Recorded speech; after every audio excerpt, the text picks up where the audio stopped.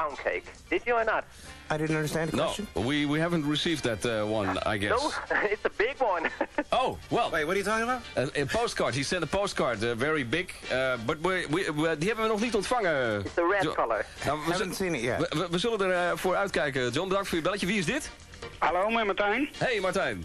Kun je Engels praten? Can you talk English, Martijn? Okay, my question is, the song text from the song Amsterdam, is it based on your own experience? Sammy Hagar's. Yeah? Yeah.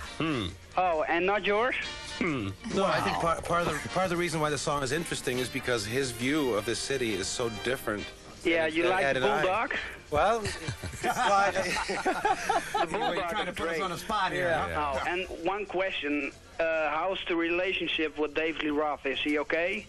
I don't know. We haven't seen him for about 10 years, I think. Oh, yeah. Haven't spoken to him since he left. Zoals je misschien wel weet sorry. zit Sammy Hagar alweer 10 jaar bij Van Halen. Dat is tijd vliegt als je er lol in hebt.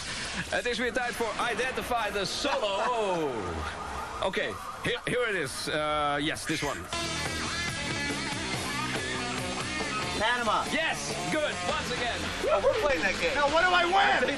We'll talk about that later. What do I win? Probably a t-shirt or something.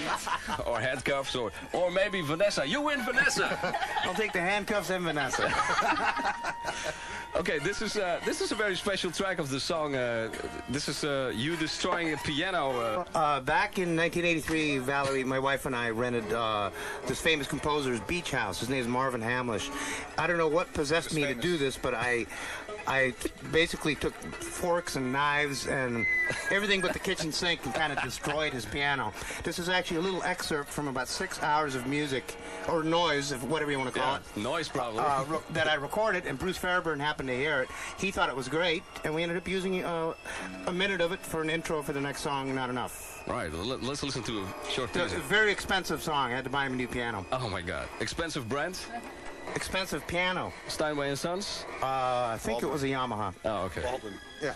Okay, well, Alex and Eddie from Van Halen are just about winding up their interview here at Veronica Radio, and we just heard a few questions phoned in there by listeners and lots of people interested, and of course the song Amsterdam, and also that very unusual song where you're destroying a piano, strung out. So that's another good talking point. But actually we're getting ready to go down to the party tonight where you're going to be performing the new material from Balance live for the first time anywhere.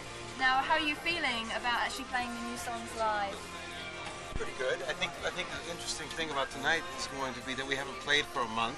Right. And we'll basically be kind of jamming and rehearsing as it's being broadcast. Yes. So I think that's one of those things, one of those rock and roll things, you know, instead of trying to be contrived in a totally controlled environment, just we'll play, wing it, we'll see what happens. Basically, we're being caught with our pants down. What the hell? It'll be fun. You're going to have a good time doing it.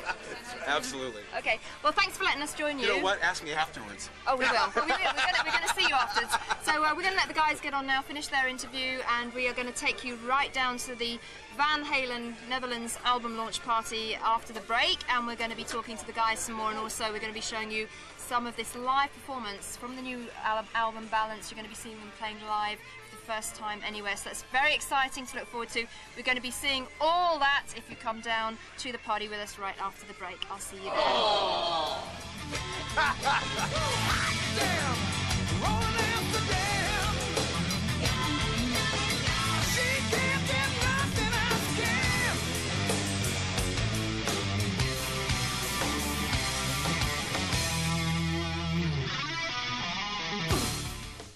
feel very at home here in this kind of environment tonight. Good. Now tell us a little bit about the guitar, because this is one that you custom. Basic rundown of equipment. You know, I mean, the heart and soul of my gear is this guitar and the amp back there, which is a PV 5150 head, and the Music Man guitar, which I guess we've been selling for about 4 or 5 years, something like that. And wow, it's nothing. There's no special tricks to it or anything. It's just really a good piece of wood, and the neck is computerized copy of an old favorite neck of mine. So when you pick it up in a store, it feels like it's been played. You know what I mean? It's not. It doesn't have that brand new kind of alien feeling. And basically, the thing I was looking for, we only make like about 2,000 a year, which isn't very many at all. Most companies crank out about 25,000 a month. So the quality is really cool. I remember the last tour, I was hanging with the guys from Black Sabbath, Tony Iommi. They asked me to come jam with them, and my equipment had already left for London. So I said, hey, I got no equipment. Is there a music store around? So I went to a local store and borrowed one of my guitars that was for sale, and it was identical to mine, which is great to know. That's great. Yes, they're very. And effects-wise, well, if you want to see it, I use actually cabinet-wise, I use a dry cabinet in the middle, which is basically foolproof. So if my effects blow up, I won't lose anything. And I got 2 outside cabinets which have the effects going through them. And it looks like a lot of stuff, but it's actually really simple. I use a harmonizer, and an echo for each side, which I have set differently. And the rest is cordless units and backup echo units. A noise gate, because when you turn everything all the way up, you tend to get an unbearable hiss. Right, so you have to... and that's a power amp down there for the effects cabinets. And that's basically, and I use some real goofy old MXR push pedal stuff, which you can't even buy anymore. But actually, I use those more than the rack stuff. You know. So there's guitarists out there amongst you. I hope that made sense to you. It's very interesting. Most of it is right here.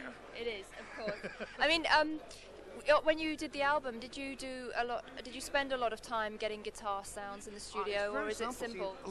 In the studio, I don't use all this stuff. I just use one cabinet with one head and a guitar, and that's it. And we add the effects later while you mix. Yeah. And how many guitars might you use on a tour or take with you out on tour, like a big tour like the Bon Jovi tour coming up? I'll take probably 4 or 5, but if I'm lucky and it's a good evening, I'll only need one. You know, because really I prefer to play my main guitar. Yes, you know, I mean, it's really weird because